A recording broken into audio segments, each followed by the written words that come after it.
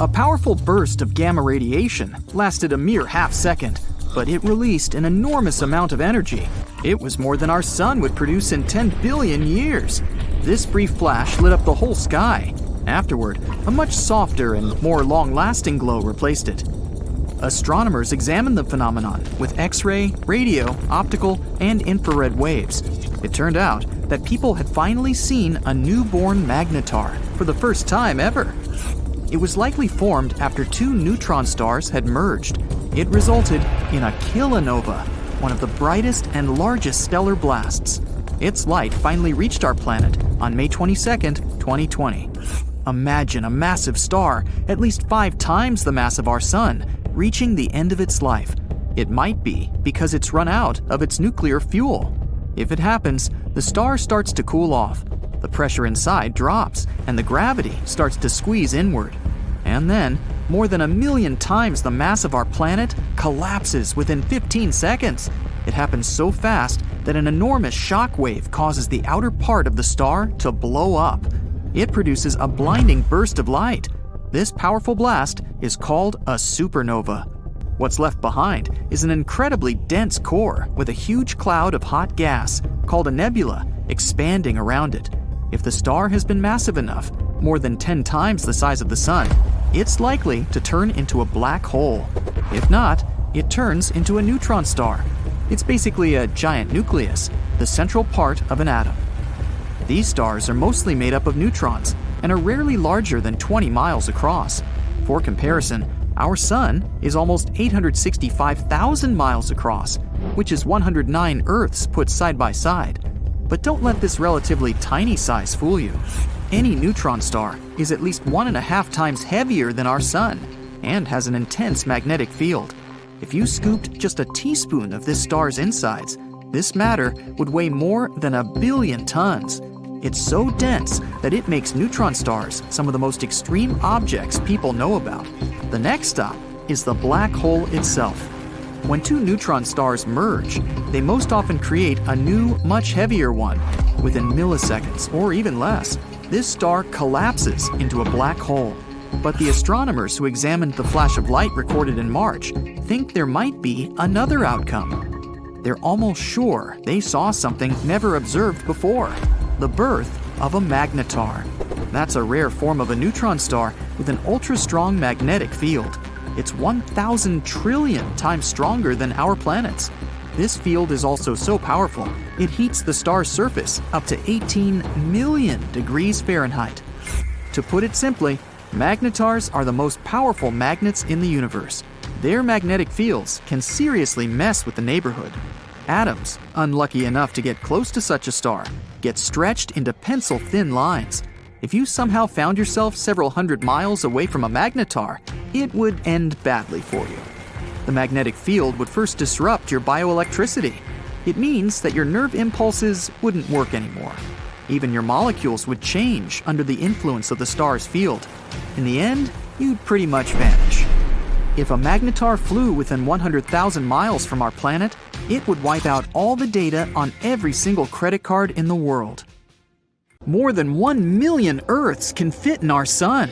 New research shows that between 20% to 35% of suns eat their own planets, and a quarter of planetary systems orbiting stars like the sun had a chaotic past. The very thing that gives life can also take it away. All the planets in our solar system revolve around the sun, and they all do it in a somewhat consistent way. It's most likely that they stayed that way ever since they first came into the picture, but not all of them. This chaotic existence means that a solar system had a lot of planets in the litter until the host sun decided to melt them away. Our solar system is panned out perfectly so that no planet's gravity interferes with each other. The gravitational force on Jupiter is a lot tougher than Earth's, which means that if Earth gets close to Jupiter, we'd be another moon for Jupiter. The planet is so big that if Earth were the size of a grape, Jupiter would be the size of a basketball compared to it.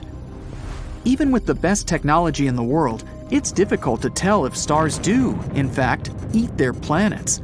The best way to study this is to observe binary systems. That's just a sciencey way of saying a system with two stars orbiting each other. Usually, the two stars were formed around the same time from the same gases and the same conditions. It means they should contain the same elements, more or less. When you open your eyes in the morning, the sunlight that's been traveling for millions of miles greets you. The closer we get to it, the hotter it is. But the rays traveling from the sun also contain certain chemicals that make it unique. The chemicals that are associated with the sun are light materials like oxygen, carbon, hydrogen, and helium. You can find some other stuff in it too, but these are the main ones. By studying these elements, you can learn the history of a solar system with enough detail to determine if it was chaotic or smooth. Scientists studied 107 binary systems composed of suns like ours by analyzing the light. Since each system contains two suns, they compared and contrasted them to see the differences. They observed the stars with a thin outer layer having different elements than their companion. All suns contain light elements, but there are some that have rocky elements like iron, silicon, and titanium near the sun. These elements are associated with rough terrains that you'd find on the surface, but they're out there floating in the middle of space. The thinnest outer layer is especially rich in iron compared to the other layers. Many stars are twins at birth. Even most of the Milky Way stars have a buddy in a binary system. It means our sun is pretty unique for not having a partner. But there are some theories out there that suggest that the sun may have lost its twin in the past. It's around 184 light-years away and is called HD 186302. This might be our lucky star. A stellar nursery is where thousands of stars are born. They're made up of gas and dust that gradually collapse under their own weight. Our sun may have started in such a way 4.6 billion years ago. And when they're mature enough, they go out into the open, usually with their travel buddy. Actually, scientists claim that up to 85% of all stars could be in binary pairs or have more buddies, but over 50% are dual pairs. The only problem is that we can't really see it, since it strayed from its original orbit an eternity ago. But traces of it can be found in the Oort cloud. That's the vast cluster of space consisting of comets, space rocks, and ice in the outer edges of our sun's reach. They float around quite a lot, since they're far off the sun's gravity and can easily be knocked out of their orbit into open space. Flying through such a space is no different than flying through any random void of space. The reason why some of these light elements in space contain rock elements you'd find on the surface of a planet is because the sun knocked them off their orbit and devoured them as they got closer. It also happens when a star becomes too big in its place and starts eating everything around it. According to scientists, if a star eats a planet, it can make it go chaotic and spin so quickly that it eventually rips apart. But don't worry, there's a very low chance of the sun devouring the planet in the near future. Stars are formed when a huge cloud of hydrogen and helium grows until it collapses under its own weight. The pressure increases and reaches extreme heat levels we can't even measure. Eventually, the hydrogen atoms lose their electrons, causing the hydrogen to fuse together and release energy, countering the gravity collapsing. But when the gravitational force overpowers the hydrogen fusion, the star begins to expand and becomes a red giant. And then, after around 1 billion years, the hydrogen in the outer core will go away, leaving plenty of helium hanging around, which will fuse with the rest of the elements around. And once all the helium disappears, gravity will shrink the red giant into a white dwarf. And when it's completely gone, the remains of the star release tons of gas and dust into space. Scientists claim that our sun has between 7 to 8 billion years left before it reaches that stage. But even if that becomes a reality, it wouldn't happen overnight. Something like this takes millions of years to take place. But what if the sun decided to devour us overnight as we speak? The planet would start feeling hot in seconds. Every slight degree change can lead to some catastrophic events. Ice caps can melt in a matter of seconds and flood the coastal lands. Even little islands in remote areas of the world will be submerged. And as it gets hotter, every snow-capped area will melt instantly and turn into desert-like climates. Some places will burn, and your everyday objects will melt on the spot. The Earth's interior will also get hotter, allowing volcanic eruptions to happen across the world. Antarctica will melt from the heat, as well as the volcanoes erupting inside. And just in a matter of minutes, the whole planet will turn into fire and ash before it explodes into tiny bits floating in space, reaching areas we've never even heard of. But no worries, something like this won't really happen. In case the sun knocks us off our rotation, the results would be different. It'll also get hot because the magnetic field around us protects us from the sun's radiation. And once we get knocked out of place, the magnetic field gets tarnished, and the extreme heat from the sun will boil us. The gravitational force will be unstable, so the physics of our everyday life will be chaotic. We'll have to wait 5 billion years from now when the sun turns into a red giant. It'll grow in size, eventually eating up Mercury and Venus. Chances are, Earth will also be on the menu. If Earth were to move only 900,000 miles closer to the sun, then it would be uninhabitable. It may seem like a lot, but it's only 4 times the distance between the Moon and Earth. Detecting the chemical composition of the sun rays in solar systems that are further away could help scientists find other Earth-like planets. Since the atmosphere around these planet-eating stars changes the chemical composition, we can detect which solar systems out there have had a calm past. The main thing we have to observe is if the planets have a healthy orbit cycle. With nothing else getting in the way, we can assume that the planet could follow the same steps as Earth did for humans to be here. But this process will take ages, since there are millions of nearby stars similar to our Sun. The odds of finding a planet similar to ours are near impossible at this rate. But if so, then there might be life on those planets. There will be no way of knowing if it's intelligent life, but they might have had the same evolutionary fate as us. The protective shield of our planet decays and eventually fails. So do our satellites. First, communication satellites in the highest orbits go down. Next, astronauts in low Earth orbit can no longer contact their mission control center. And finally, hazardous, relentless cosmic rays start bombarding everything on Earth, causing havoc and devastation. Are these the terrifying consequences of the planet's magnetic field reversal we're going to face? Right now, as you're watching this video, Earth's north magnetic pole is extremely out of whack. It's so serious that scientists will have to update the global magnetic field model released a mere 4 years ago. Does it all mean that the magnetic pole of our planet will flip soon? Well, be patient, we'll figure it out a bit later. You see, the magnetic pole is moving quite erratically from the Canadian Arctic towards Siberia, and these movements are very unpredictable.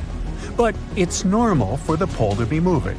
There are long-term records from London and Paris that prove that the North Magnetic Pole moves randomly around the rotational North Pole over periods of several hundred years.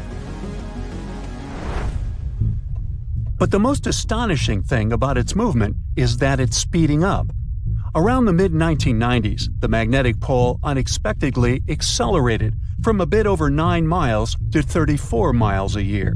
And recently, the pole crossed the international date line, moving toward the eastern hemisphere. The European Space Agency launched extremely accurate magnetic field satellites in 2013. Thanks to them, researchers have superb data they can use not only to make magnetic field maps, but also to update them every 6 to 12 months. That's how they were able to notice that the core field was weakening too. It might be a sign that the planet's magnetic field is about to flip. To understand this process better, we need to figure out how the core field works. Let's say we've got a bar magnet that runs through the center of our planet and has a north and a south pole. This magnet is incredibly strong, representing about 75% of the intensity of our planet's magnetic field at the surface. Our bar magnet is not only moving, but is also getting weaker, by about 7% every century. Admittedly, this bar isn't the perfect representation of the core field. It's more like electric currents generating Earth's magnetic field. Still, this model makes it easier to see what's happening to our planet now. The magnetic field of our planet plays an important role in protecting us from dangerous radiation and geomagnetic activity. which is the product of the interaction between the solar wind and Earth's magnetosphere. Earth's magnetic field also moves. Scientists have been studying and tracking the movement of the magnetic poles for hundreds of years. The historical motions of these poles indicates changes in the global geometry of the magnetic field of our planet, and they may point to the beginning of the field reversal too. That's what the flip between the north and south magnetic poles is sometimes called. You see, if the north magnetic pole moves a bit, it isn't a big deal. But a complete reversal might have a serious impact on the climate of our planet, as well as modern technology. Luckily, such flips don't happen overnight. The entire process stretches over thousands of years. Plus, even though the magnetic pole weakens during a pole reversal, it doesn't disappear completely. So those scary events from the beginning of the video aren't likely to happen to us. The magnetosphere will continue protecting the planet from cosmic rays and charged solar particles, even though there might be some amount of particulate radiation that will make it to Earth's surface. Magnetic fields are generated by moving electric charges. If some material allows these charges to easily move in it, it's called a conductor. Metal is a great conductor, and we often use it to transfer electric currents from one place to another. In this case, the electric current is negative charges called electrons moving through the metal. The current is what generates a magnetic field. Earth has a liquid iron core. In other words, there are layers and layers of conducting material inside our planet. Currents of charges are constantly moving through the core, and the liquid metal is also moving and circulating there, generating the magnetic field. This magnetic field, in turn, produces something resembling a bubble around the planet. It's called the magnetosphere, and it's located above the uppermost part of the atmosphere. This layer shields and deflects high-energy cosmic radiation, which otherwise would be extremely dangerous to people and other forms of life on Earth. The magnetosphere also interacts with the ionosphere, the layer of our planet's atmosphere containing loads of ions and free electrons and capable of reflecting radio waves. The interaction between these two layers and the magnetized solar winds is what scientists call space weather. The solar wind is normally mild, and there's no space weather whatsoever. But sometimes, the sun starts shedding gargantuan magnetized clouds of gas that can accelerate to incredible speeds. They're called coronal mass ejections, or CMEs. They're ejected from the sun over the course of several hours. CMEs usually look like giant twisted ropes and can occur spontaneously. Their frequency varies according to the 11-year-long solar cycle. For example, at a solar minimum, you can observe one ejection per day, and when the sun is in its most active phase, there might be 3 CMAs per day. Coronal mass ejections disrupt the calm flow of the solar wind and cause serious disturbances that can damage stuff both in space near Earth, like satellites, and on the planet's surface. If coronal mass ejections make it to Earth, their interaction with the magnetosphere generates geomagnetic storms. Those can trigger auroras, happening when a stream of energized particles hits the atmosphere and lights up. And then there are also solar flares. They develop more rapidly and with much more energy than coronal mass ejections. Solar flares often occur soon after coronal mass ejections. The most powerful volcanic eruptions pale in comparison to solar flares that release 10 million times more energy. Within a few minutes, one solar flare can give out billions of tons of charged particles. Solar flares are also insanely hot, with temperatures reaching several million degrees Fahrenheit. Astronomers believe that such bursts of solar radiation happen when the sun's magnetic field gets twisted in some regions. At one moment, all the pent-up energy is released. The star sends out light and particles, mostly electrons and protons. Most solar flares last for minutes, but some continue for hours. A powerful solar storm can potentially cause a devastating global blackout on Earth. If not for the Earth's magnetosphere, the effects of the sun's activity would be much more devastating. Luckily, the magnetosphere deflects most of the solar material hurtling towards our planet from our star at a speed of over 1 million miles per hour. But even so, during space weather events, There's a lot of hazardous radiation near Earth. It can potentially harm astronauts and spacecraft. Plus, space weather can damage large conducting systems, for example, pipelines and power grids, by overloading currents running inside them. Scientists regularly map and track the overall orientation and shape of our planet's magnetic field. To do it, they use local measurements of the field's orientation and magnitude. That's why they've been able to conclude that the location of the North Magnetic Pole has moved by almost 600 miles since the first measurements were taken in 1831. The magnetic field of our planet reverses on a timescale varying between 100,000 to 1 million years. One can tell how often it happens by looking at volcanic rocks at the bottom of the ocean. They capture the orientation and strength of Earth's magnetic field at the time of their creation. So, dating those rocks gives us a good picture of how our planet's magnetic field has evolved over time. From a geological point of view, field reversals happen quite fast, but they are extremely slow from a human perspective. A complete reversal normally takes a couple of thousand years, but during this time, the orientation of the magnetosphere may shift, exposing more of Earth to cosmic radiation. Such events tend to change the concentration of ozone in the atmosphere. In any case, scientists can't say for sure when the next field reversal will happen, but they keep mapping and tracking the movement of our planet's magnetic north. By the way, the Earth isn't the only planet with a magnetic field. Gas giants, like Jupiter, also have a conducting metallic hydrogen layer that generates their magnetic fields. Jupiter's internal magnetic field prevents the solar wind from interacting directly with the planet's atmosphere. Do you recognize this majestic world? The second largest planet from the Sun? Check. A gas giant with a hazy yellow-brown appearance? Check. 7 huge, intimidating rings? Check. You're right, it can't be anything else but Saturn. And recently, the Hubble Space Telescope has made an astonishing discovery. Apparently, the planet's rings have been doing something to the planet for a long time. A new study has revealed that these iconic rings are heating Saturn's upper atmosphere. The coolest thing, though, is that researchers from NASA claim that it's something scientists have never observed anywhere else in our solar system. This secret has been hiding in plain view for 40 years.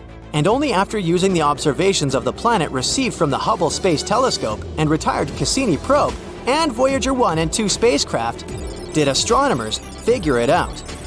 This unexpected interaction of the gas giant with its rings could become a tool for predicting if planets in other star systems have magnificent Saturn-like ring systems as well. So, how did it become clear that the gas planet is being slowly cooked by its own rings? The telltale evidence is an excess amount of ultraviolet radiation. It can be seen as a spectral line of hot hydrogen in the atmosphere of the gas giant. There's a bump in radiation that can only mean that something is heating the upper atmosphere from the outside. It's still kinda unclear how this process is happening, but the most probable explanation is that icy ring particles rain down on Saturn and cause this heating. But it might also be the impact of tiny meteorites or the particles of solar wind.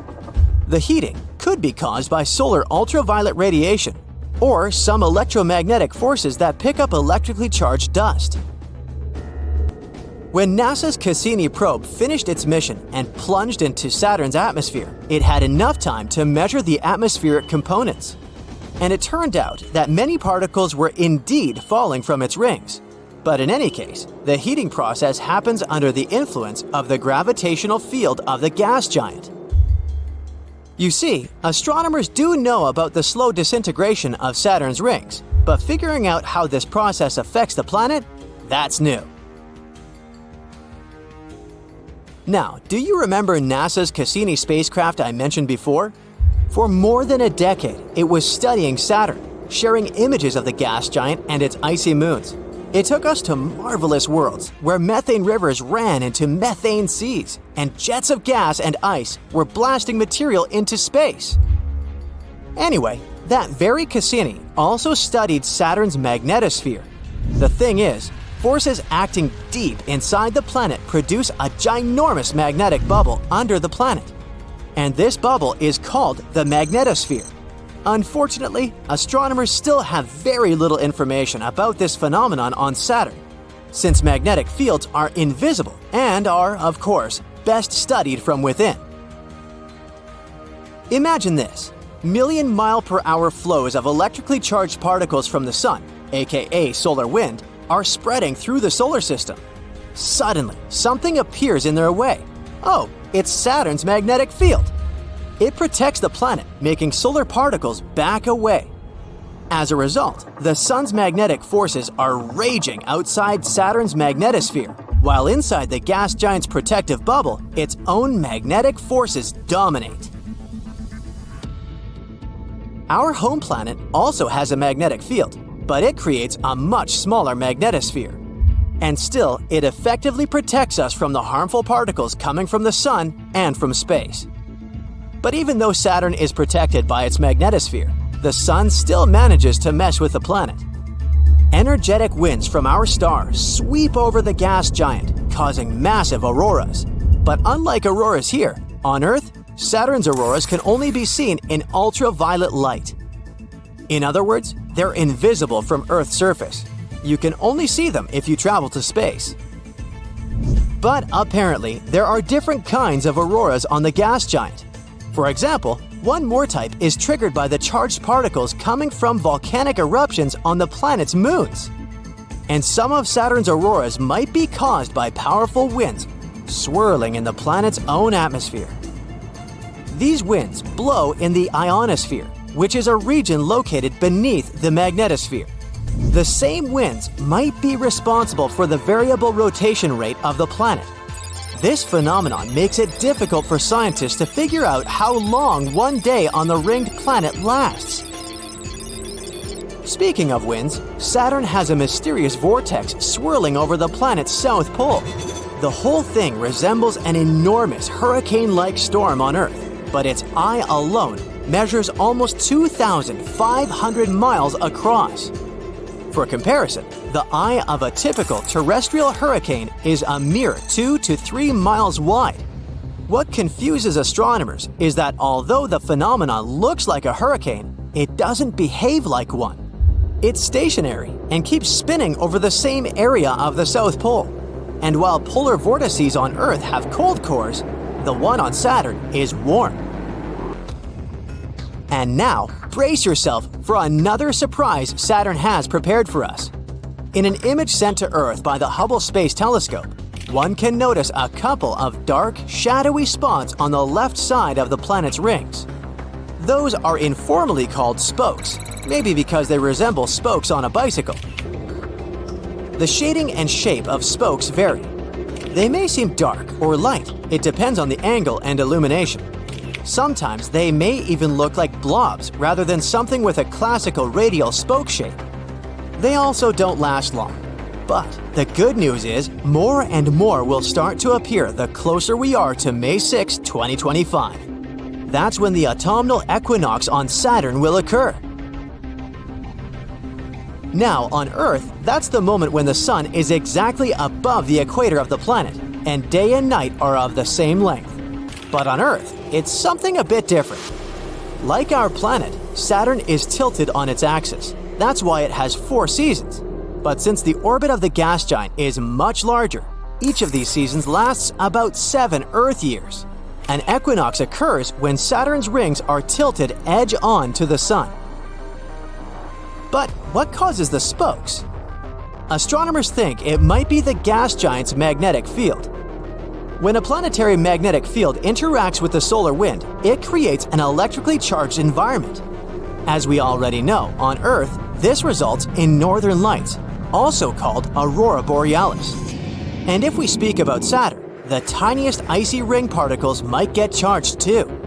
And it probably temporarily levitates these particles above the larger boulders in the rings. For the first time, the spokes in Saturn's rings were spotted by NASA's Voyager mission. It happened in the early 1980s. At that time, we didn't know that these spokes were a seasonal phenomenon. Voyager 2 just passed by the planet after all, and then sped on. To figure out what these spokes were and how they functioned, astronomers needed a space telescope that could observe Saturn's rings from afar, like Hubble. The latest equinox on Saturn occurred in 2009. That's when the Cassini space probe was traveling around the gas giant. It sent many amazing images back to Earth. It managed to prove quite quickly that the spokes weren't caused by gravitational interactions with Saturn or the influence of the gas giant's moons or small moonlets, which make up the planet's rings. It was the year 2005 when Cassini confirmed that the spokes were related to Saturn's magnetic field. And even though that mission was finished in 2017, now Hubble keeps its long-term monitoring of the changes on and around Saturn. Despite all the observations, astronomers still can't predict the beginning and duration of the spoke season. Luckily, Saturn's prominent rings are a perfect laboratory for studying this phenomenon, because even though other gas giants in the solar system also have rings, those are not so visible. And scientists don't know whether spokes occur on those planets. Now, Jupiter used to be flat and look like an M&M candy. Now I'm hungry. And it wasn't the only flat pattern in our solar system. Turns out there are tons of things that can go wrong during a planet's formation, like locking up to the sun or getting whooshed into open space. Let's check it out. The Earth isn't flat, but Jupiter might have been. Instead of being a big round ball, gas giants in our system might have started more like flat pancakes. Jupiter is one of the oldest of our neighbors. It's 4.6 billion years old, just like our Sun. And when it was just a baby planet, it likely formed through a process called disk instability. It all begins with stars. When a star is forming, it doesn't look like a round object. It's more like a big disk of stuff. During this stage, really hot winds made of charged particles blow out. The dust in that disk contains stuff like carbon and iron. Some of them collide and stick together, forming bigger objects.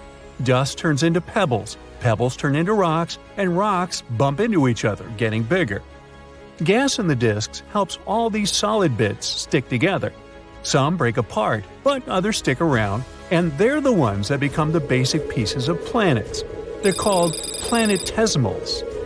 Even gas giants like Jupiter started off as tiny specks of dust, smaller than a human hair. Eventually, they formed their own big ring-shaped disks of gas. They began to spin around our Sun, growing bigger by gathering gas and rocks like snowballs. Gas giants are special. They were born from the colder parts of the disk. In cold areas, molecules are slower, which makes them easier to grab. In these places, water could freeze, and tiny ice pieces stick together and are mixed with dust. These dirty snowballs gather up and then form cores of huge planets, like Jupiter, Saturn, Uranus, and Neptune. In the warmer areas closer to the star, rocky planets like Mercury, Venus, Earth, and Mars start to form. After the icy giants were born, there wasn't much gas left for these smaller planets. It might take tens of millions of years for these rocky planets to form after the star is born. And our Sun was growing at the same time, sucking up nearby gas and pushing faraway stuff even farther out. After billions of years, the disk changed completely, turning into a round star with a bunch of planets, dwarf planets, asteroids, moons, meteoroids, and comets around it. Recently, simulations showed that these protoplanets, as these early dust balls are called, don't start off looking like the planets we know. In the case of gas giants like Jupiter, they look more like squashed balls or M&M's candies, not the peanut kind. When the Sun was young, the disk of gas and dust surrounding it cooled down and became unstable. It started breaking into big chunks. These chunks dramatically collapsed together under huge gravity to create Jupiter.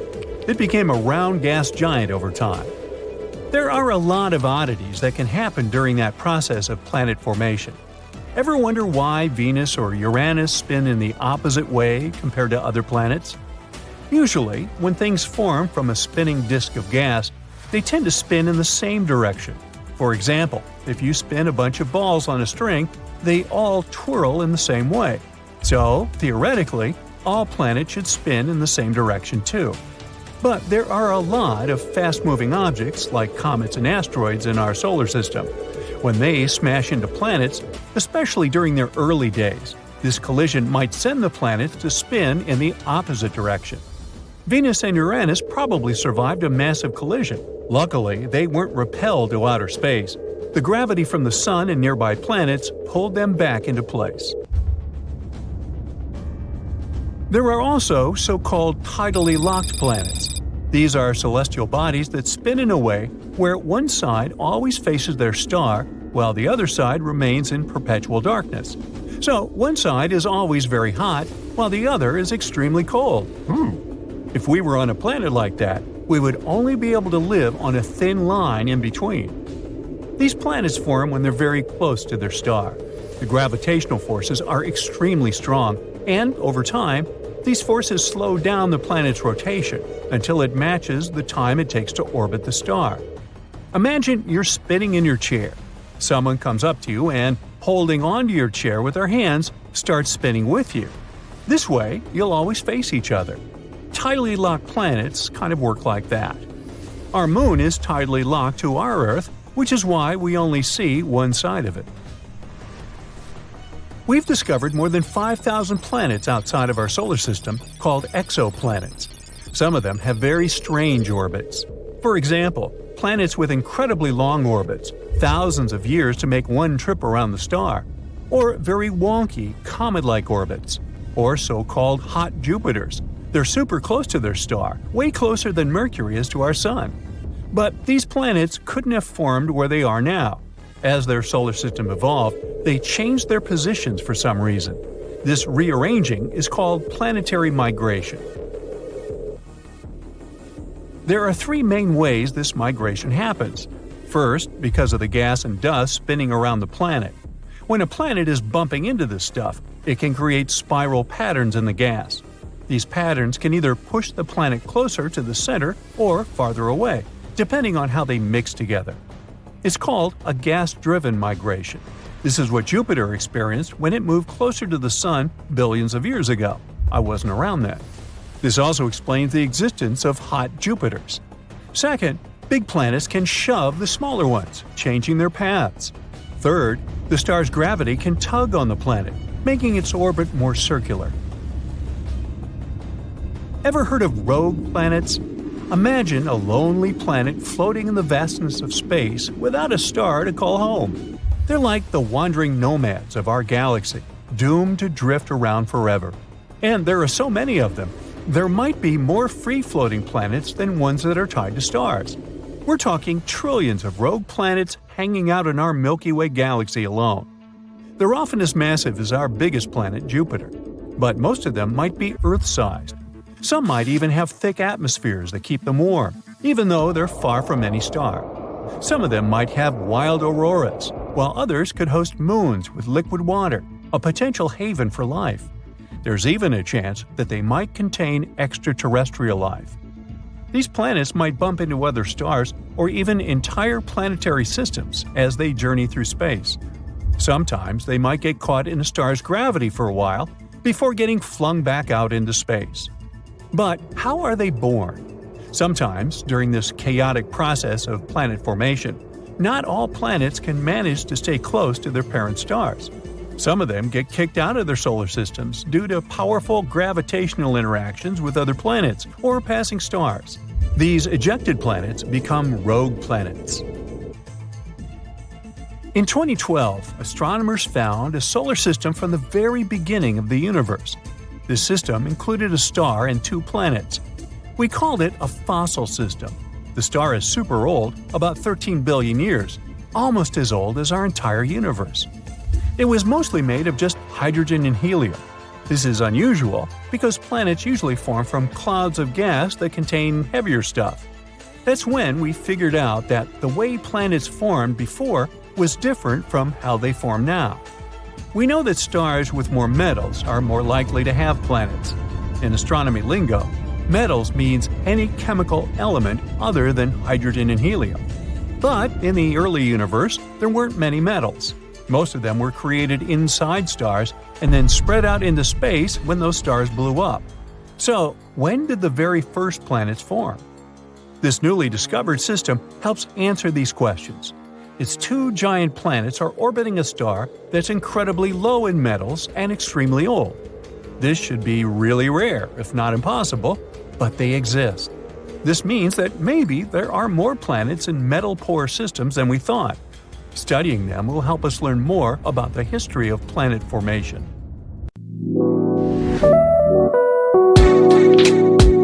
You're relaxing in your room and streaming some good tunes when suddenly the network's down. You try rebooting your phone, but there's still no connection. Out of nowhere, your sister barges into your room in panic. She's screaming something about rings. Boxing rings? Wedding rings? Rings on the tub? She's not making any sense. So she drags you out of the house and shows you the sky. You take a look up and see streaks of objects forming miles above the Earth's surface. Her connection seems to work. The two of you check online what's going on, and everywhere the same thing is making headlines. Rings are suddenly appearing in our sky. #EarthRings is breaking the record, and videos are going super viral. Your sister can't help but join the crowd and takes a bunch of selfies with the sky. You run to the TV in your living room to check out the news. Scientists are warning about a coming catastrophe and explaining that everyone should remain indoors. Even though it's a cloudless day in the middle of summer, the weather seems to be getting colder and colder. Suddenly, the signal's cut off. Other channels show nothing either. Then you see your neighbors packing their bags and heading out. Others follow suit. You hesitate a bit, but decide to do the same in the end. Your sister is still outside taking selfies when you urge her to come along with you to seek some answers. The two of you hop in your car and drive out into the city. The rings above seem to be gaining more mass with each second. You and your sister are getting colder and colder. You head to the university to see if anyone knows anything, but there's no one there. Only one parked car in the lot. And it's a good thing you recognize that car. You and your sister rush in and find the astronomy professor doing some quick calculations and trying to figure out why all this is happening. He urges you to take seats and begins explaining. No one knows what this is all about, but it's limiting the sun's exposure on Earth, which explains why it's getting colder by the minute. Why the rings are getting thicker is a mystery too. On Saturn, the rings are made up of ice and rock particles. They can be as small as an ant or the size of a bus. The rocks could be leftover meteor debris or even remnants of dwarf planets. But since Earth is so close to the Sun, ice wouldn't be something you'd find floating above us. With all these rocks piled up, they block the Earth's access to Sun to warm us up and give us light. The professor goes on to explain that Earth will enter a new ice age, and oxygen levels will deplete within a year's time unless those newborn rings disappear anytime soon. This also explains why there's no connection. The rocks that form the rings are hitting and breaking the satellites.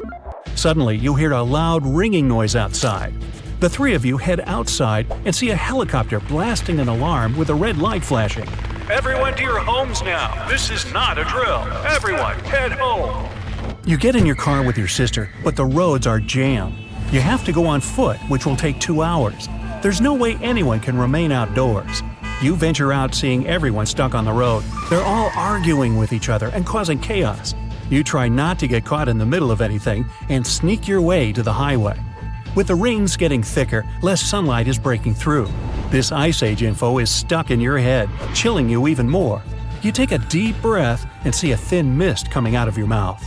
The sky is getting darker and you're still not home yet. Your sister is tired and needs to rest, but you urge her to move on. You find an abandoned clothes shop and head inside.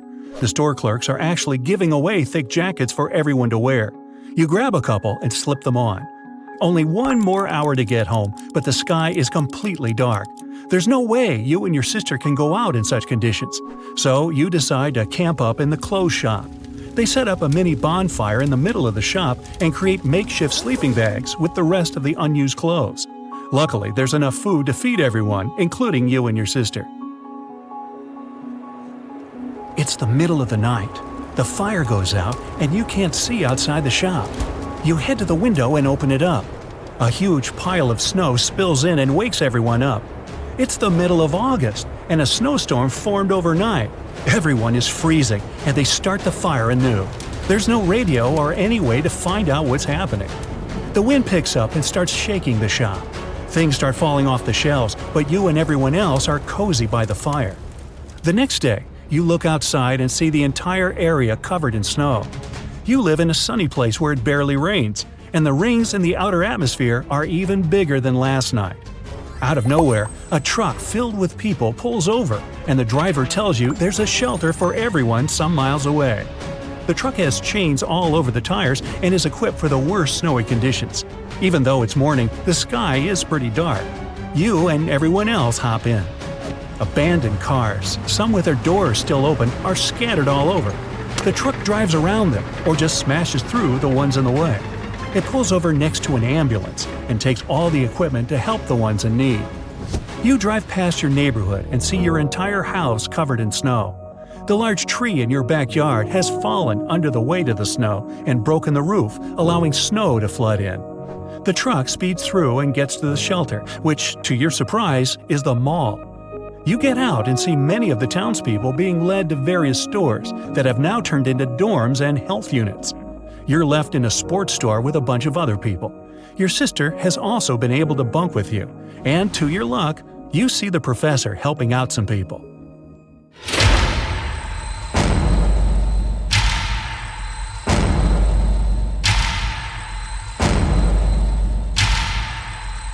But shortly after that, a loud explosion blasts through the mall and shatters glass screens. Everyone ducks for cover. You see people running outside. You head out and see a large metallic object lying in front of the mall entrance. There are people crowding the entire area, so it's not easy to see what all the fuss is about. But after getting a closer look, you find out it's a satellite fallen from orbit. It crashed in the front yard and made the boom. There were also reports of other satellites crashing on Earth in the most random places. That means all communication has been wiped out of the map. You run back inside the mall to await what happens next. You look at your sister in fear, not knowing that the new Ice Age has just begun.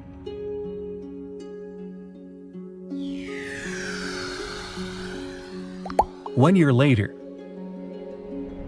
you're relaxing in your bunker when your sister barges in, freaking out. The rings are still there, but it's something else now. You run outside and see everyone gathering around and looking at the sky. Within a year, temperatures have dropped to freeze the entirety of the Earth's surface. Deserts and tropical jungles have turned into icy wastelands. More than half of the wildlife went extinct, and trees are as rare as a four-leaf clover, which means oxygen levels have dropped significantly. Most of the population, or what's remaining of it, live with oxygen tanks, with scientists still trying to crack the case of the rings. Exactly what the professor predicted. But up in the sky, rocks seem to be falling down and crashing all over. It starts off far away, but then the rocks begin to fall down close by. You and everyone else run back into the mall, which has been covered with a layer of metal to keep the warmth inside. It should be pretty safe in there. If the rocks are falling down, that means the rings are dissipating. Suddenly, you're full of hope that the Ice Age might be over soon. Have you ever thought about Earth itself as an intelligent, well, not creature, but maybe an entity? Like it has a mind and some survival instincts of its own. When said like this, it sounds like you're about to watch a fantasy movie where the planet we walk and live our daily lives on will suddenly wake up, realize it doesn't like us that much after all, and just go crazy. Hope not. But we're not actually talking about such scenarios. More of the idea that the collective activity of life, like microbes and plants, can change a planet and give it a life of its own. It's like the planet has a green mind. The metaphor of Earth as a living planet makes sense. Creatures across the globe crawl, swim, walk, and fly through the uppermost layers of our land, ocean, and sky. Plants cover much of our world. Plus, there are viruses and bacteria in the water, soil, and even atmosphere. Now imagine all the living things on Earth, like plants, animals, and microbes, as a giant team working together. They have different jobs, but they all do their thing to make the planet a better place to live. For example, plants make oxygen that we breathe, and animals help pollinate flowers. Together, they form the biosphere, which is like the Earth's team of life. That's where the idea of planetary intelligence comes in. Just like individuals and groups can be intelligent, so can an entire planet. Researchers believe we should measure the planet's intelligence by its ability to keep itself going forever. And just like how humans need to work together to survive, a planet's collective intelligence is measured by the capacity of all the life on it to work together towards this same goal. It's like the planet is a complex system that knows how to take care of itself. Like forests. They can share nutrients through their secret underground networks of fungi. This helps all the trees stay healthy. We can obviously learn a lot from forests. If we jump into the fantasy universe while looking for intelligent, conscious planets, we'd definitely choose Mogo from Green Lantern. It's a specific planetary entity that can do things like changing its weather and altering gravity, plant growth, or some other surface conditions. Or how about the stunning Pandora from Avatar? Do you remember the fascinating scenes of flora and fauna there? With organs that might remind you of tentacles. They enable creatures to interlink with each other on a neural level. It's like the entire planet is like one giant brain, with many smaller trees, creatures, and its other pieces as its cells. We're far from that, but it's still nice to imagine. At the moment, our civilization is in the stage scientists named an immature technosphere. That means we're still too focused on using technology that doesn't always do good for our planet. We don't have a planetary intelligence or a collective understanding of what needs to be done to do better for our planet. Instead, we're all just doing our own thing. I mean, we're not at the worst stage. Researchers have come up with 4 stages of Earth's past and future to explain how planetary intelligence could impact the long-term future of humanity. The first stage is what we call the immature biosphere. It's when life first started on Earth, billions of years ago. Only microbes were there on the bare land without any vegetation. There wasn't any global feedback, which means these microbes couldn't yet affect Earth, its atmosphere, or other systems in any way. The second stage is the mature biosphere, which was 2.5 billion to 540 million years ago, when stable continents formed and the biosphere started to have a strong influence on the Earth.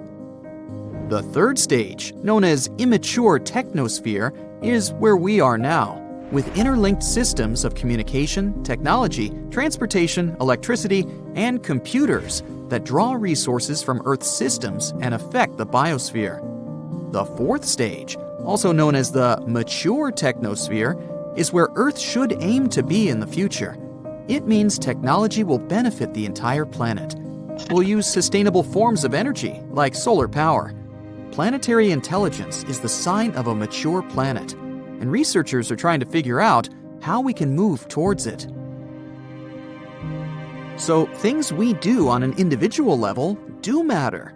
The collective activity of life, like microbes or plants, can change a planet and make it more than just a lifeless rock floating in space.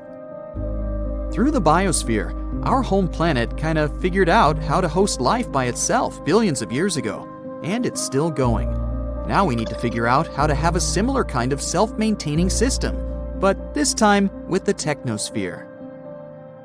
It's hard to imagine planets could generally become sentient, like Pandora, or some other imaginary conscious world out there. There are a few reasons for that. First, planets form based on how different materials, like rocks, gases, and liquids gather around a new star. It's like you have a big family gathering, where everyone brings different ingredients to make a delicious dish.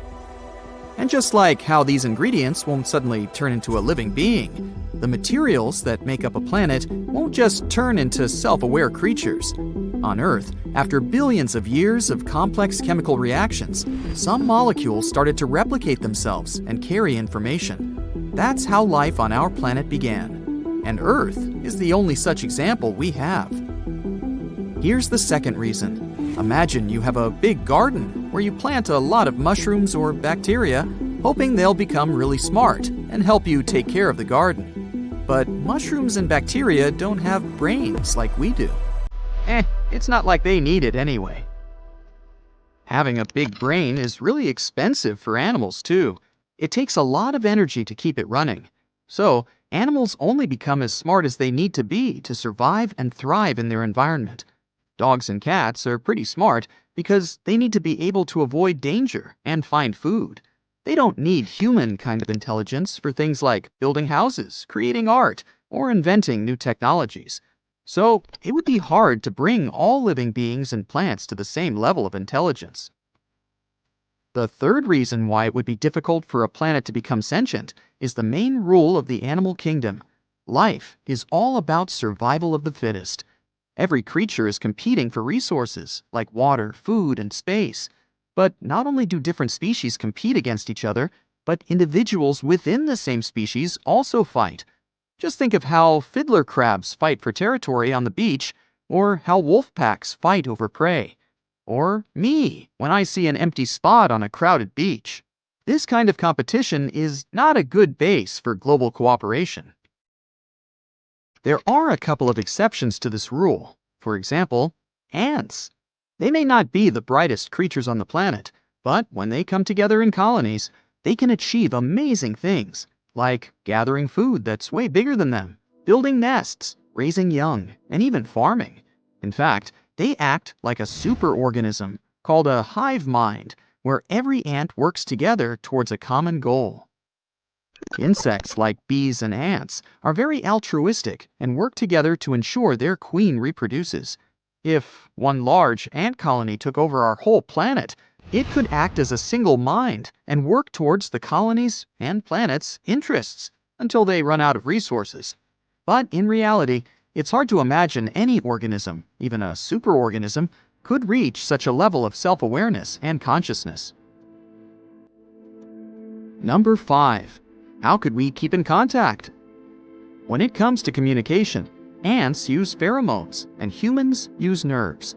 Both of these methods work well for small organisms, but when it comes to a giant planet-sized entity, it would be hard to make such communication fast and efficient.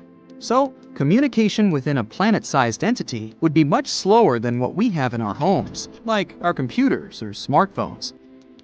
Oh well, we'll just continue dreaming about Pandora. Just recently, our sun unleashed a supermassive solar flare, and it was the most intense one in 7 years. Solar flares are powerful explosions happening within the sun's atmosphere, intense bursts of radiation rising from the surface of our star. How dangerous are they for us? Let's figure it out. Solar flares can indeed affect life on Earth, disrupting everything from power grids to GPS. They can have an impact on spacecraft and astronauts. They produce auroras, painting the sky with vibrant colors near our planet's poles, which is actually not a drawback but a very beautiful view. The most recent flare, part of a series of flares, was classified as an X6.3 event. This classification is based on the X-ray brightness of solar flares. There are 5 classes of solar flares, with A being the weakest and X the most powerful. Each class also has 9 subdivisions, from 1 to 9. The flare in question wasn't as monumental as the flares of September 2017. Those included an X9.3 and an X8.2. And still, it was an awe-inspiring display of energy. The flare stood out as the largest of its kind during the current solar cycle. A solar cycle is a period during which the sun's magnetic field undergoes a complete reversal. One cycle usually lasts for about 11 years. At the moment, we're in cycle 25. It started in 2019 and is likely to last till 2030. The progression of the cycle has an impact on the star's activity levels. The sun is quite tranquil when the activity is minimal, and at solar maximum, this activity reaches its peak. During this period, we can observe lots of solar flares and sunspots, areas where the magnetic field is around 2,500 times stronger than that on Earth and higher than anywhere else on the sun. The particles ejected by solar flares take roughly 2 days to reach our planet. They often ignite auroras, During the most extreme solar events, these auroras can be seen not only close to the poles but also further away. Solar flares and related coronal mass ejections can pose a threat to our world that heavily depends on technology. The problem is that high-speed solar winds emanate from coronal holes. Those are openings in the sun's magnetic field where streams of solar winds rush out of the atmosphere of our star. The plasma in these regions, with coronal holes, is cooler and denser than in other parts of the sun's corona. Insanely fast, solar winds can worsen the situation, impacting our technology and leading to greater disruptions on Earth. You've probably seen headlines like "Solar storms of 2025, Earth's doomsday is coming." They cause anxiety and panic. Totally unnecessary. It's true that the Sun is entering a period of increased activity, which will culminate in July 2025. But these claims about doomsdays, apocalypses, and absolute destruction are not based on scientific facts. Solar storms are just a natural phenomenon, and while they do affect our planet, experts don't expect any catastrophic events to occur even in 2025. Our power grids, communications, and GPS navigation may end up somewhat disrupted. However, the severity of the situation will depend on the direction and strength of the storm. That's what you need to know about the upcoming events. Since solar cycle 25 will most likely peak during that period, there will be more chance of observing solar flares and coronal mass ejections, CMEs. Earth might witness disruptions at different levels. Solar flares will likely interfere with radio communications and GPS navigation. And CMEs, which impact Earth's magnetic field, may trigger geomagnetic storms, potentially leading to power outages and satellite damage. We should be aware of the potential consequences of these cosmic events and take precautions like having backup power sources. But it's crucial to avoid panic. NASA and NOAA, National Oceanic and Atmospheric Administration, regularly provide updates on space weather. They actively monitor the Sun, and you can stay informed through reliable sources. Electronic satellites suddenly go out of control. There are voltage surges across the globe. In some places, there's a complete blackout. Scientists have little data on this incredible solar behavior, so we're still unable to accurately predict how or when exactly the next geomagnetic storm will happen. One such event took place back in July 2012, but thankfully it missed us. Not by far, though, by a mere 9 days. Just to give you a glimpse of what nearly happened, I need to explain some astronomical basics. A solar storm is a series of effects we feel here on Earth after certain events occur on the Sun. Our star is nothing more than a huge ball of molten gases that are constantly moving around, so these events happen more often than you'd think. For a solar storm to begin, our Sun needs to emit bursts of energy. They're in the form of solar flares and coronal mass ejections. These two phenomena send electrical charges and waves of magnetic fields toward the Earth at an astonishing speed of about 3 million miles per hour. When these solar storms reach our planet, we can see northern lights display in locations close to the Arctic Circle. But they can also mess up satellites or other types of electronic communications. Some of these solar storms can be dangerous, and back in 2012, we came close to experiencing a very powerful one that could have had a serious outcome. The most powerful in as much as 150-plus years, based on research done by astronomers. But how did we manage to escape it? Did we have something to do with it, or was it just a pure coincidence? What we do know is that one of those coronal mass ejections did hit the Earth's orbit in late July 2012. Our planet had already left that specific location as it was on its scheduled trajectory around the Sun. So you might be asking yourself at this point, what if it didn't miss us? Turns out these intense solar storms are dangerous to all sorts of technological objects. Given we are now literally surrounded by electric objects, from our phones to our cars, try to imagine what would happen if they all stopped working all of a sudden. And here's how they work. Solar storms start with an explosion, or a solar flare. Then X-rays and UV radiation travel to our Earth at the speed of light. Some of the side effects? Well, they can include radio blackouts and GPS navigation errors. The effects can continue as minutes, or at times hours later, energetic particles reach our atmosphere. They move only a bit slower than the speed of light, but they can electrically shock the Earth's satellites and damage their components. Lastly, about a day later, clouds of magnetized plasma reach us as well. They can cause huge power blackouts, more or less paralyzing everything with an electrical plug. We might not even be able to flush our toilets, since most water supplies in cities use electric pumps these days. The effects of these geomagnetic storms would be different around the world, though. Solar storms are curious by themselves, but why do they affect some locations on Earth more than others? Based on recent research, geology has a lot to do with it. But I need to take you back a bit to paint you the bigger picture. Buckle up, because we're taking a trip in the time machine to a time when the moon didn't even exist yet. 4.6 billion years ago, our solar system looked a lot different than it does now, and that's putting it lightly. Hundreds of new planets began to form around the new sun. Planets like our own Earth, Venus, or Mars were still hurtling around the cosmos.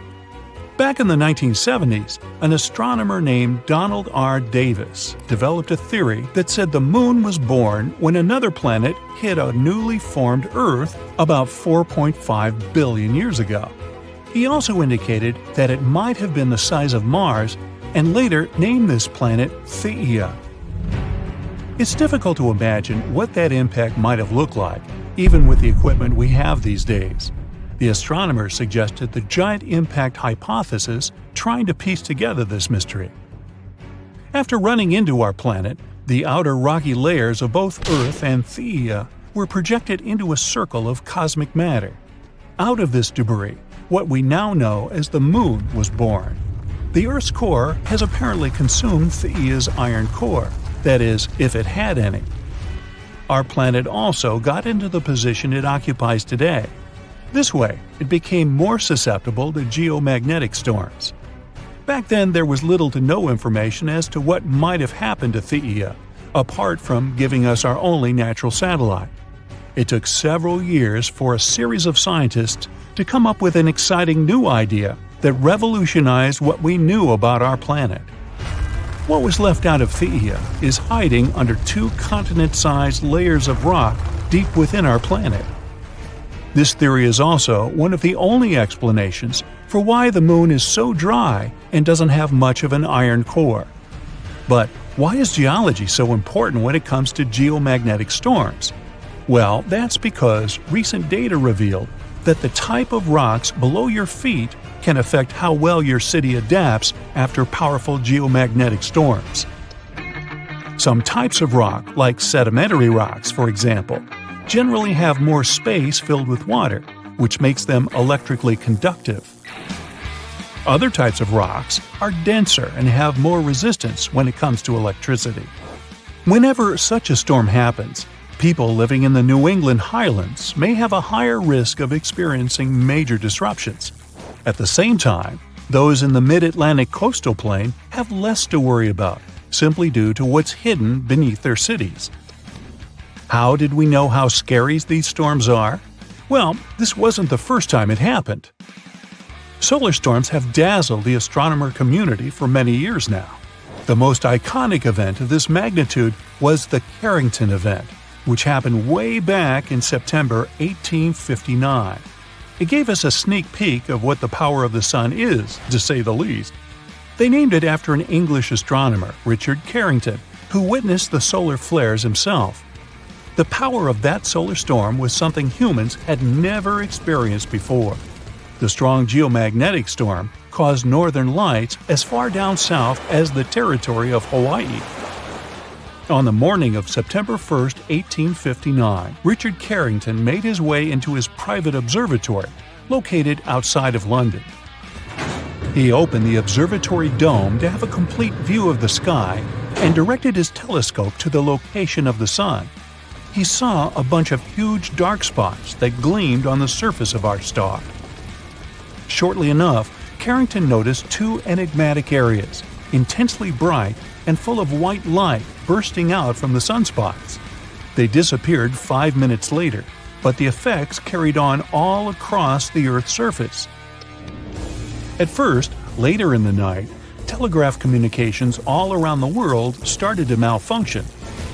Flashes of light started to burst from telegraph machines, disturbing the operators and even setting papers on fire. Brightly colored auroras started to appear in the nighttime skies all over the world, making confused birds chirp at night. Some people even began their daily activities, since they mistakenly thought the day had already begun. These days, our planet is laced with a mega information web, so the impact of such a solar storm would be even messier. Back in the 1800s, the telegraph system was just starting out, but this Victorian internet was an important way of sending news and private messages. Even in the United States, telegraph operators had noticed local interruptions because of thunderstorms and northern lights before. But the Carrington event and its effects were something they had never seen before. A lot of telegraph lines in North America became useless. One telegraph manager based in Pittsburgh even recalled that the currents flowing through the wires were so strong their platinum contacts were in danger of melting. Another example was that of a telegraph operator located in Washington, D.C., named Frederick W. Royce, who was hurt as his forehead touched a ground wire. Samples taken from the Earth's icy locations tell us that the Carrington effect was twice as big as any other solar storm experienced in the last 500 years. It's very difficult to imagine what the impact of a storm of that magnitude might be today. But based on a 2008 report drafted by the National Academy of Sciences, it might cost us between $1 trillion and $2 trillion in damages. There are things we can do individually to help reduce the amount of damage, though, like buying a generator or installing a backup energy supply. This can be either a solar panel or a wind turbine.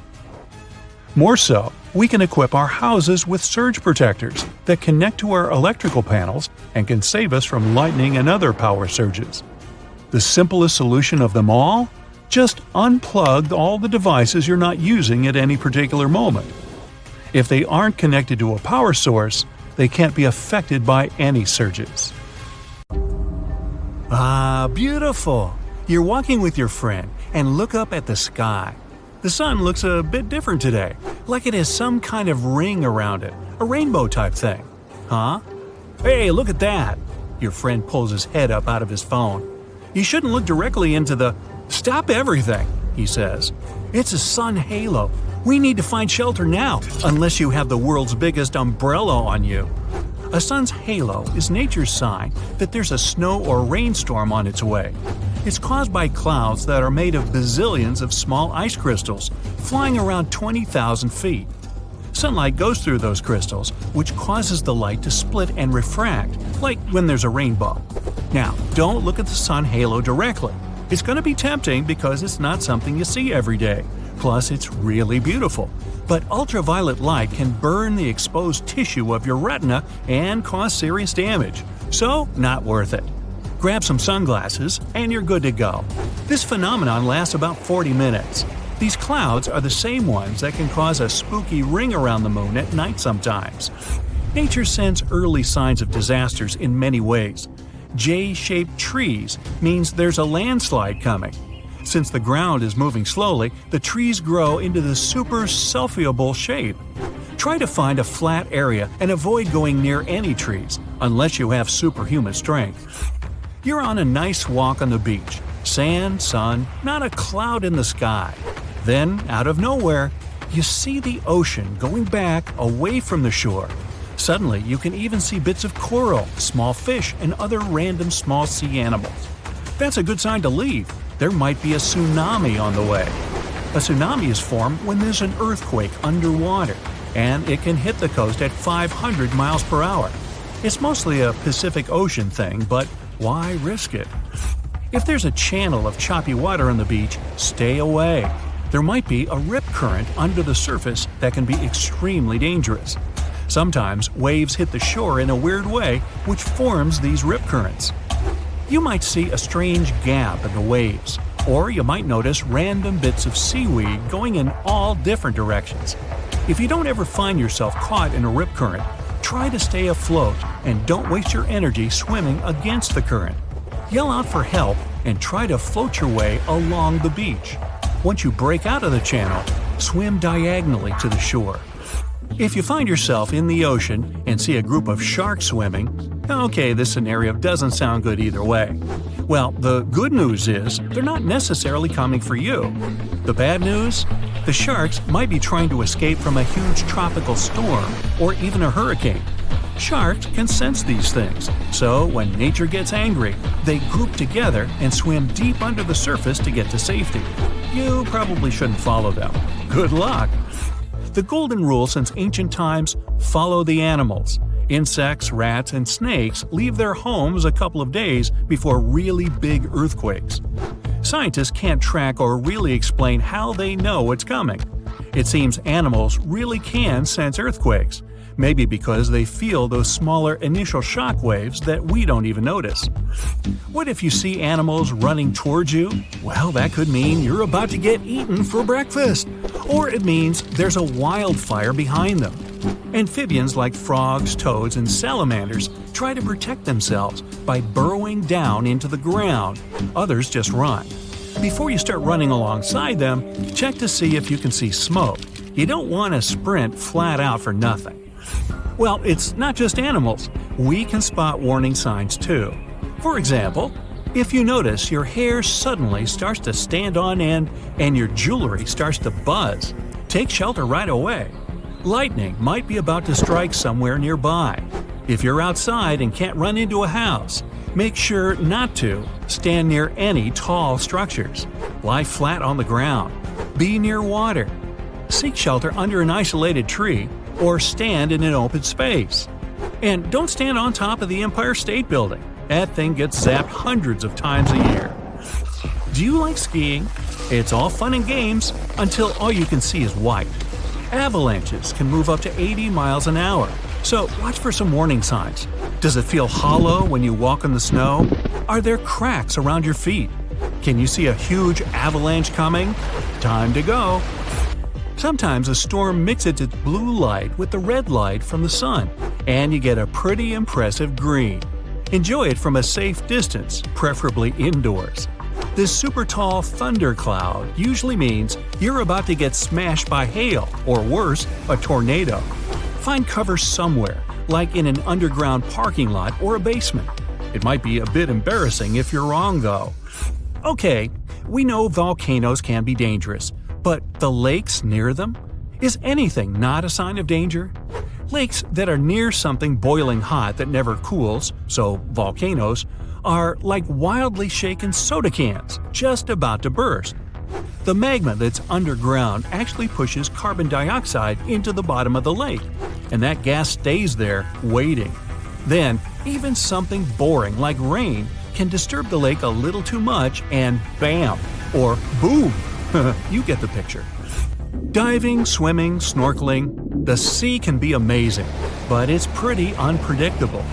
When two wave currents run into each other, they can create a cross sea. It looks pretty cool from far away, but it can be really dangerous for swimmers, surfers, or even ships. There's a strong current roaming around under the surface. You're walking on the beach, apparently every good story starts like this, and all of a sudden, ooh, a cave. How cool is this?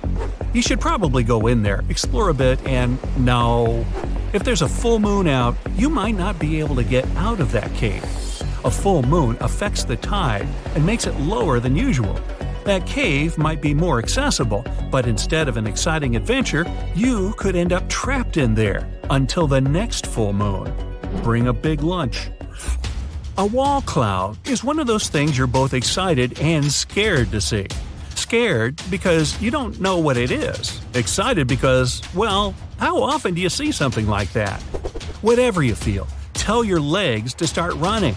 During a thunderstorm, these wall clouds sit lower than anything else and can be up to 5 miles long. And if they start spinning, well, Dorothy ended up in Oz. Who knows where you'll end up?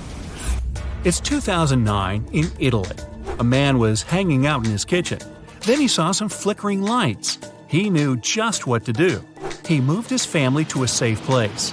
A couple of seconds later, a massive earthquake hit the whole region. His family survived thanks to his quick reaction. He knew these flickering lights were actually a sign of an upcoming earthquake. People have been seeing these mysterious lights for ages.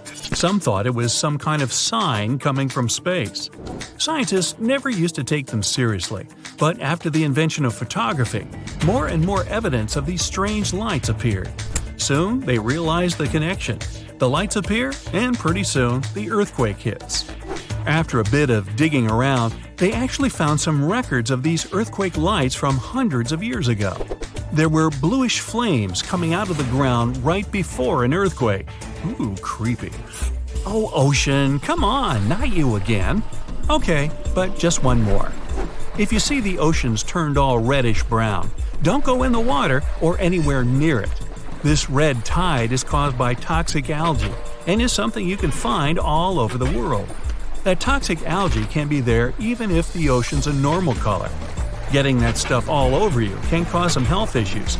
Rinse yourself off in fresh water as fast as you can. You know, they even wrote a holiday song about it. Algae home for Christmas. No, really. So there you are. You've been driving for hours through the night. You didn't have any chance to sleep, so your mind is hanging by a thread. You stop the car and go out to stretch your limbs. And then you look up into the sky and see a beautiful sunrise. Whoa, wait! There are 3 suns in the sky. You rub your eyes, but nope. There are still 3 bright stars in the sky.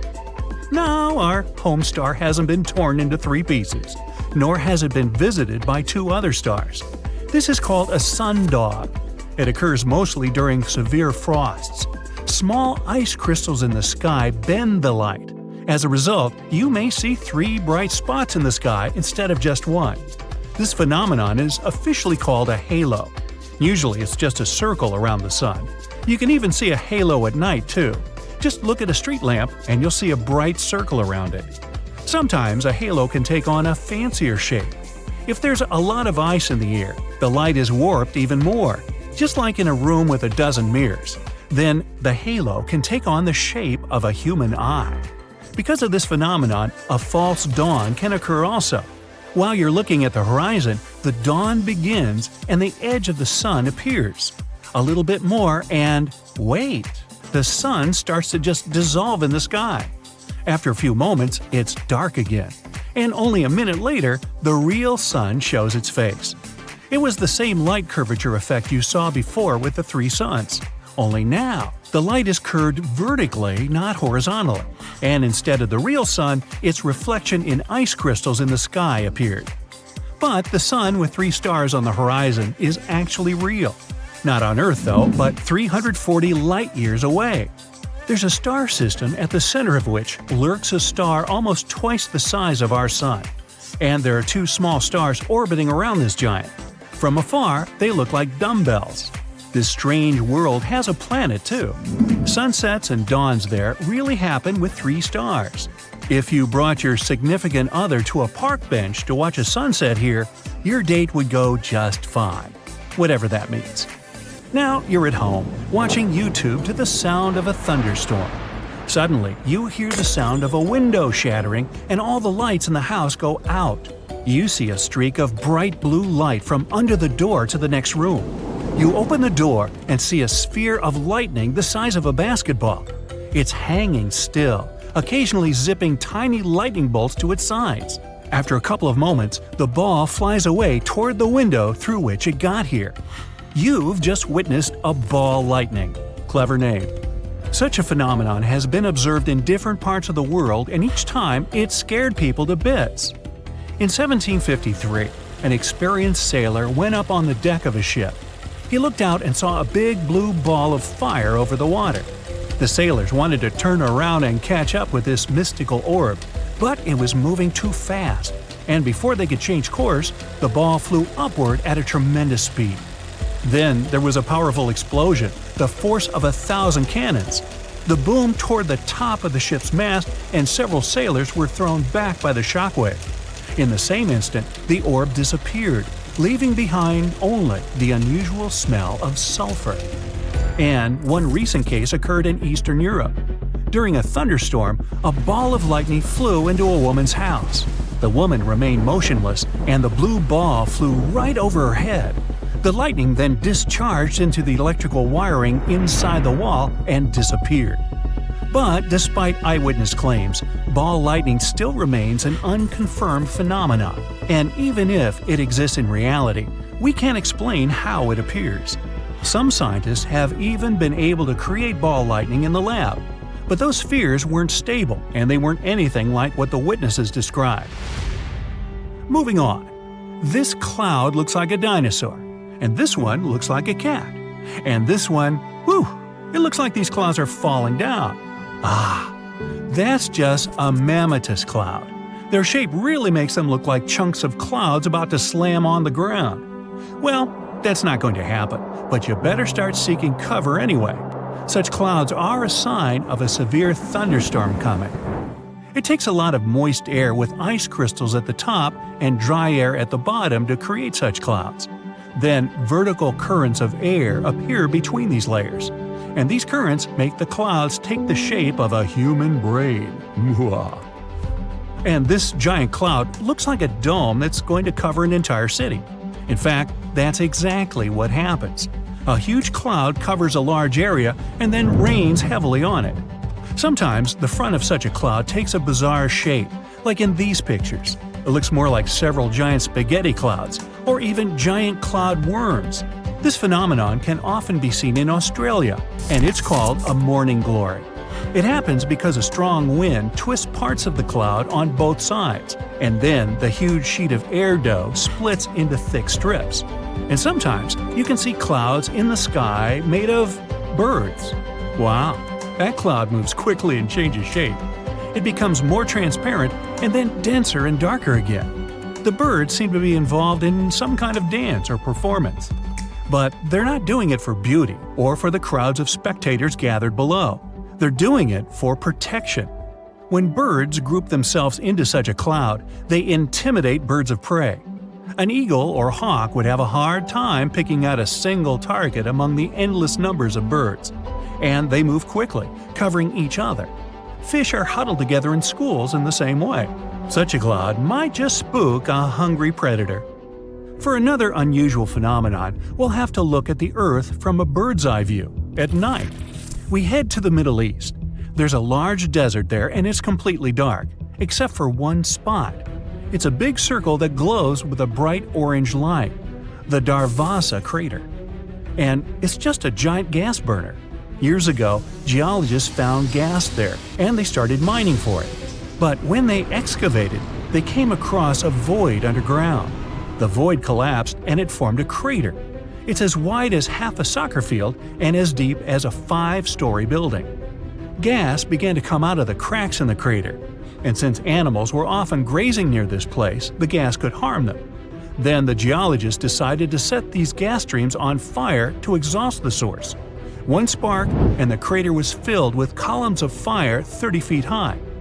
Geologists thought the fire would be over in a day or two. But if you come here now, you'll see this gateway to the underworld is still burning, and it's been going on for almost 50 years. In 2013, a man descended to the bottom of the burning crater for the first time. He collected many different samples there, and scientists were able to find bacteria that aren't found anywhere else on Earth. They're quite comfortable at the bottom of this endless burning fry pan. Another mystical phenomenon can be seen in the desert: a sand waterfall. When the wind brings a lot of sand to the edge of the canyon, it begins to fall down. Now amplify this effect 100 times, and you get a sand waterfall in Saudi Arabia. It really is like Niagara Falls, only there's not a drop of water. The locals say this phenomenon warns of an impending sandstorm. And the last phenomenon can only be seen in winter. You see a frozen river. and there's some strange stones sticking out of the ice. But when you get closer, you can get scared, because it's not a stone, but a crocodile snout. Don't fret though, it can't jump out from under the ice and take a bite out of you, and the animal isn't in trouble as you might think. Crocodiles can't breathe underwater, and they need to constantly rise to the surface to take a breath. But when the water freezes, that becomes impossible. So, crocodiles stick their noses out before severe frosts and leave half their body on the surface. They can breathe safely. Plus, the ice and cold air cools the crocodiles and slows down their metabolism. So, that's how crocs can survive the cold and hungry times. And so, this true story about crocs is not a croc. Get equipped for any season with brand new Brightside merch. Click the link and grab your print. Just recently, our sun unleashed a supermassive solar flare. And it was the most intense one in 7 years. Solar flares are powerful explosions happening within the sun's atmosphere, intense bursts of radiation rising from the surface of our star. How dangerous are they for us? Let's figure it out. Solar flares can indeed affect life on Earth, disrupting everything from power grids to GPS. They can have an impact on spacecraft and astronauts. They produce auroras, painting the sky with vibrant colors near our planet's poles, which is actually not a drawback but a very beautiful view. The most recent flare, part of a series of flares, was classified as an X6.3 event. This classification is based on the X-ray brightness of solar flares. There are 5 classes of solar flares, with A being the weakest and X the most powerful. Each class also has 9 subdivisions, from 1 to 9. The flare in question wasn't as monumental as the flares of September 2017. Those included an X9.3 and an X8.2. And still, it was an awe-inspiring display of energy. The flare stood out as the largest of its kind during the current solar cycle. A solar cycle is a period during which the sun's magnetic field undergoes a complete reversal. One cycle usually lasts for about 11 years. At the moment, we're in cycle 25. It started in 2019 and is likely to last till 2030. The progression of the cycle has an impact on the star's activity levels. The sun is quite tranquil when the activity is minimal, and at solar maximum, this activity reaches its peak. During this period, we can observe lots of solar flares and sunspots, areas where the magnetic field is around 2,500 times stronger than that on Earth and higher than anywhere else on the sun. The particles ejected by solar flares take roughly 2 days to reach our planet. They often ignite auroras. During the most extreme solar events, these auroras can be seen not only close to the poles but also further away. Solar flares and related coronal mass ejections can pose a threat to our world that heavily depends on technology. The problem is that high-speed solar winds emanate from coronal holes. Those are openings in the sun's magnetic field where streams of solar winds rush out of the atmosphere of our star. The plasma in these regions, with coronal holes, is cooler and denser than in other parts of the sun's corona. Insanely fast, solar winds can worsen the situation, impacting our technology and leading to greater disruptions on Earth. You've probably seen headlines like, "Solar storms of 2025, Earth's doomsday is coming." They cause anxiety and panic. Totally unnecessary. It's true that the sun is entering a period of increased activity, which will culminate in July 2025. But these claims about doomsdays, apocalypses, and absolute destruction are not based on scientific facts. Solar storms are just a natural phenomenon, and while they do affect our planet, experts don't expect any catastrophic events to occur even in 2025. Our power grids, communications, and GPS navigation may end up somewhat disrupted. However, the severity of the situation will depend on the direction and strength of the storm. That's what you need to know about the upcoming events. Since solar cycle 25 will most likely peak during that period, there will be more chance of observing solar flares and coronal mass ejections, CMEs. Earth might witness disruptions at different levels. Solar flares will likely interfere with radio communications and GPS navigation. And CMEs, which impact Earth's magnetic field, may trigger geomagnetic storms, potentially leading to power outages and satellite damage. We should be aware of the potential consequences of these cosmic events and take precautions like having backup power sources. But it's crucial to avoid panic. NASA and NOAA, National Oceanic and Atmospheric Administration, regularly provide updates on space weather. They actively monitor the sun, and you can stay informed through reliable sources.